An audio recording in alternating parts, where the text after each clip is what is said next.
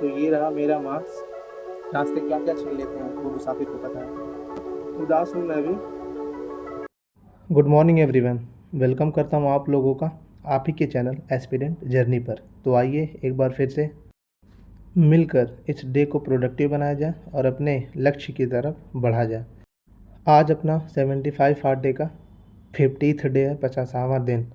और तो मॉर्निंग शुरुआत गर्म पानी से ही होती है। ये रहा अपना लक्ष्य लवासना भाई, हम एस्पिरेंट की मंजिल जो हमारा आगे वेट करिए, जिसके लिए हमें बहुत मेहनत करनी पड़ेगी। मॉर्निंग में भाई आंखें खुलती नहीं है कभी कभी, आज ऐसा मेरे साथ भी हो रहा था।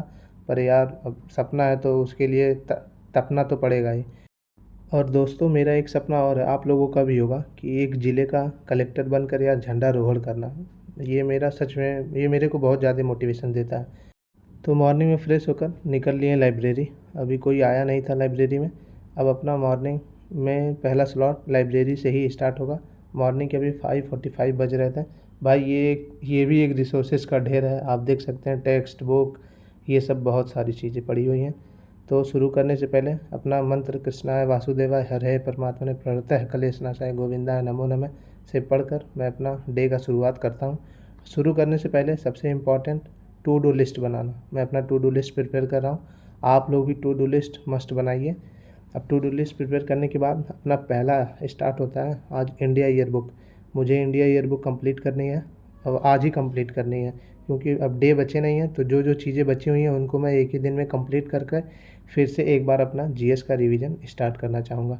और इंडिया ईयर बुक मैं पढ़ा तो उतना कुछ मेरे को खास लगा नहीं, क्योंकि सारी चीज़ें करंट अफेयर में ही दी थी। बस मैं एक बार पढ़ना चाह रहा था, तो कोई ज़रूरी नहीं है मेरे हिसाब से इसको पढ़ना। देन इंडिया ईयर बुक 1.5 घंटे पढ़ने के बाद मैं शुरू करता हूँ अपना एफएलटी देना। मैं डेली एक एफएलटी लगाता हूँ। तो एफएलटी में वाजीराम का भी कंप्लीट कर रहा हूँ लगाना। और टेक्स्ट भाई एफएलटी में सारे सब्जेक्ट के क्वेश्चंस मिल जाते हैं। इन लोगों का थोड़ा हार्ड इसलिए बनता है क्योंकि मार्क्स आ नहीं रहे होंगे आप लोगों के भी, ये लोग थोड़ा हार्ड बनाते हैं। Approx 15 to 20 question he GS के होंगे, और सब सारे क्वेश्चन ये लोग अपना करंट अफेयर्स पता नहीं कहाँ से भर देते हैं। तो मार्क्स से आप लोग एंग्जाइटी या स्ट्रेस में मत आइएगा, थोड़ा मेच्योर बनिए। और जो चीज़ें गलत हुई हैं उसको ध्यान रखिए कि गलत क्यों हो रहा है, उसको अपना स्ट्रॉन्ग करते रहिए, मजबूत बनाते रहिए। तो अब एफएलटी लगाने के बाद थोड़ी पेट पूजा कर ली जाए, भूख लग रही है। और इसी के साथ एक अनाउंसमेंट भी है। जैसा आप लोग दोस्तों जानते हैं, यूपीएससी की जर्नी आसान है नहीं।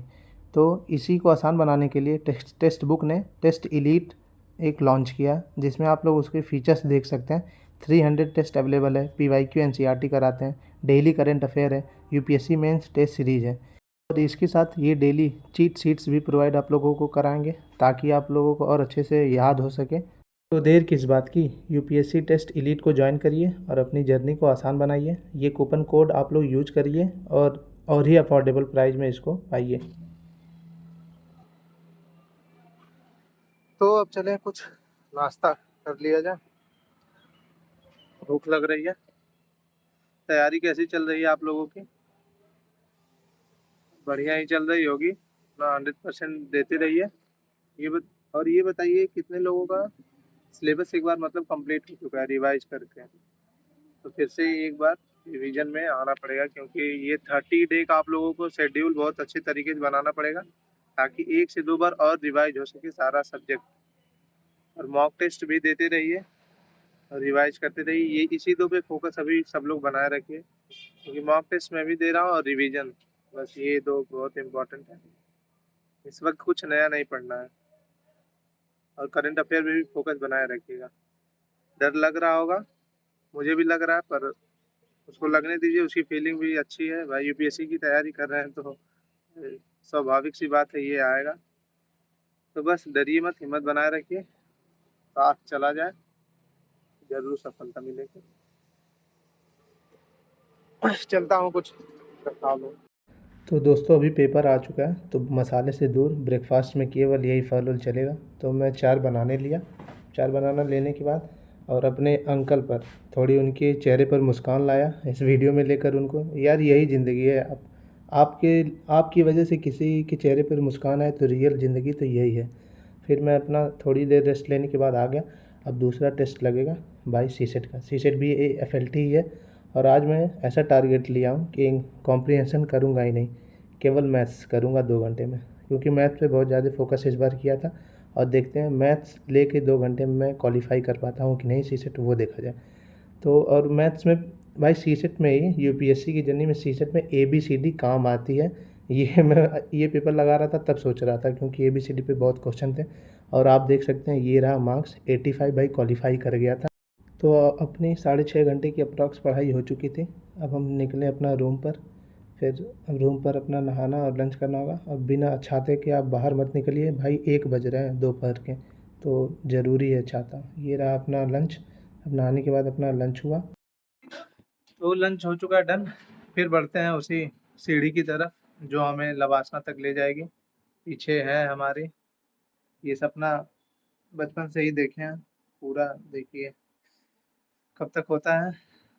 बहुत एक्सपीरियंट ही जानते हैं इसकी फीलिंग क्या होती है। तो बस बढ़ते रहिए, चलते रहिए। हमारा भी मन करता है खाने के बाद सोया जाए मस्त से 2-3 घंटे। पर स्वामी विवेकानंद जी की जो वो पंक्ति है कि उठिए और चलते रहिए, तब तक मत रुकिए जब तक सफलता मिल ना जाए। तो अभी वही फेज चल रहा है, पेपर आ चुका है, तो वहीं पर 5-10 मिनट का नैप लेकर सब होगा। आंखें जलेंगी, बॉडी पेन होगा, पर होने दीजिए, मेहनत करिए। मिलते हैं फिर लाइब्रेरी में। तो लंच करने के बाद फिर हम निकल दिए तपती धूप में लाइब्रेरी। अब लाइब्रेरी में ही अपना थोड़ा सा नैप लेंगे, गर्मी बहुत ज़्यादा है, बहुत ही ज़्यादा है। तो 10 मिनट का नैप लेने के बाद फिर अपनी स्टडी स्टार्ट होगी। भाई ये छोटा सा बिस्तर है, इसी चेयर पर लेट कर 10 मिनट केवल मैं सोता हूँ, नैप लेता हूँ। नैप लेना ज़रूरी इसलिए हो जाता है ताकि थोड़ा जो डे हाफ बचा है वो एनर्जेटिक फील हो, आंखों में नींद रहेगी पर चलता है। फिर मैं अपना अभी इंडिया ईयर बुक ही कवर कर रहा हूँ भाई, और क्योंकि इसे आज मेरे को कंप्लीट करना है किसी भी हाल में। और इसमें भी बहुत सारी चीज़ें पढ़ी, पर वो सारी चीज़ें आपको मैगजीन और PT 365 में मिल जाएंगी। जैसे इसमें मैंने कवर किया केन बेतवा लिंक, जो अभी न्यूज़ में चल रहा है और ये स्टार्ट भी हुआ है, तो ये इसके बारे में पढ़ा। आप लोग बताइए केन बेतवा किसकी ट्रिब्यूटरी है, ये क्वेश्चन आ सकता है। और फिर हमने IWT पढ़ा, इंडस वाटर ट्रीटी, अभी जो सस्पेंड हुई है पर फिर भी वो न्यूज़ में थी तो ये भी आई थी। और इंडस वाटर ट्रीटी याद रखिएगा 1960 में स्टार्ट हुई थी, जिसमें में से आप लोग ध्यान रखिए इंडस, झेलम, चिनाब ये सब पाकिस्तान में जाती हैं, और रावी, ब्यास, सतलज ये इंडिया में आती हैं। और जैसे ही मैं अपना इंडिया ईयर बुक ख़त्म किया, सीसेट उठाया, अपना मार्क्स आ चुका था प्री का। मार्क्स मैं लास्ट में आप लोगों को दिखाऊंगा। मार्क्स ऐसा आया कि आंखें थोड़ी सी नम हुई यार। सारी मेहनत पानी फिर जाता है जब नहीं होता है। आप लोगों को लास्ट में उससे बात होगी। और आज कोई रेस्ट नहीं लिया, डायरेक्ट आफ्टरनून में जब से आया हूँ तब से पढ़ ही रहा था। अब चलें डिनर करने, उससे पहले अपने भगवान के पास आता हूँ। थोड़ा सा मन यार शांत होता है क्योंकि विचलित बहुत रहता है इस वक्त यार। बस इन पे भरोसा रखिए, इनका दामन मत छोड़िए। तो फिर डिनर करके आज थोड़ा ही खाया, मन ही नहीं कर रहा था भाई खाने का। हम लोग चल दिए अपना फिर से एक स्लॉट और लास्ट लगाने। थोड़ा सा गन्ने का जूस पीते हैं, थोड़ा उसे फ्रेशनेस मिलती है, क्योंकि फिर उसके बाद अपना स्टार्ट होगा लास्ट स्लॉट लाइब्रेरी में। अब फिर हम सब फिर लाइब्रेरी पहुंच चुके हैं भाई। फिर से बैठते हैं, फिर से कमर को तोड़ते हैं और फिर लगते हैं। अब मैं अपना लास्ट जो मॉर्निंग में टेस्ट दिया था जिसमें मेरे 102 नंबर आए हुए थे, अच्छा टेस्ट हुआ था। ये GS1 का मैं मतलब GS का टेस्ट का एनालिसिस कर रहा हूँ। इसमें बहुत ज़्यादा टाइम लग जाते हैं। इसमें भी बहुत सारे अच्छे अच्छे क्वेश्चन पूछे थे। जैसे पहला पूछा था कि वाइट गोल्ड, कौन से मिनरल्स को वाइट गोल्ड बोलते हैं, तो मैं बता दे रहा हूँ लिथियम। ये भी क्वेश्चन आ सकता है।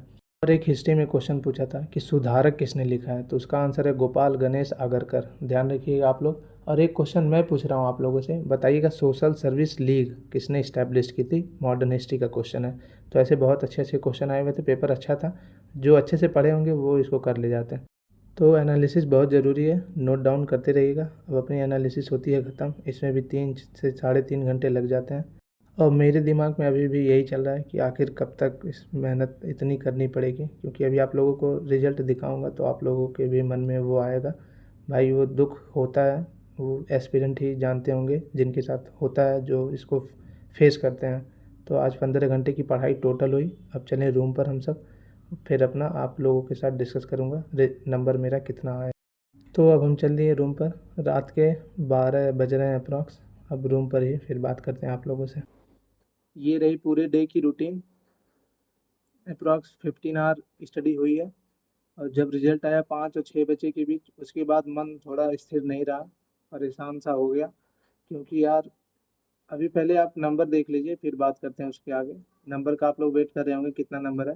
यार दोस्तों, मेरा मार्क्स GS1 क्वालिफाई कर चुका हूँ, जिसमें इतनी मेहनत करनी पड़ती है, बहुत सारे रिसोर्सेस पढ़ने पड़ते हैं, पर सीसेट क्वालिफाई नहीं हुआ यार।